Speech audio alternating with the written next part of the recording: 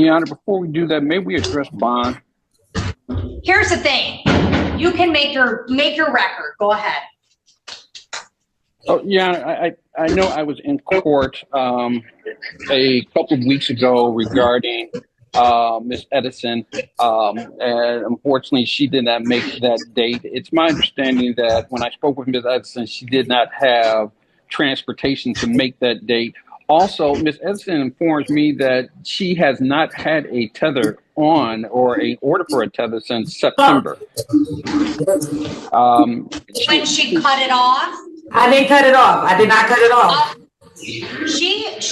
I gave her a personal bond, Mr. Riggins. I gave her a chance. She was in treatment court. She went to treatment. I gave her an option, and she absconded from treatment. And then she told the jail last time she was here that she had just used the day before. She was supposed to come in for a violation of probation or bond on her other case, and she came in and was supposed to be waiting, and instead she fled the court when she found out the recommendation was 93 days in jail. So here's what I'll say. And then, Miss Edison, I'll mute you. Here's what I'll say. How about this? All of this time is going to count against that probation violation when she's doing 93 days on anyway, if she's found guilty of absconding from treatment. So I'm not removing bond. I'm keeping Miss Edison alive for a few months, and I'm not changing bond, period. She's a flight risk. She has a serious drug addiction problem, and she's gonna either kill herself or not show up. So, Mr. Riggins, you've made your record.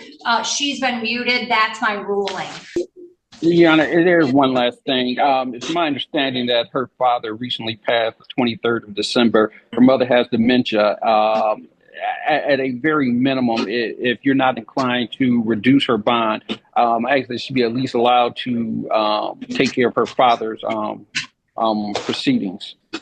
She won't show up. I'm not letting her out. I'm just not.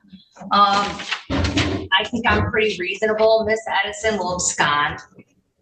Miss Edelson will use, and she'll show up when she wants to show up. I don't have any documentation at this court that there's been a death in the family. And Mr. Riggins, you hear it all the time, and so do I. Someone died in a family, or they start a new job tomorrow. I've heard it.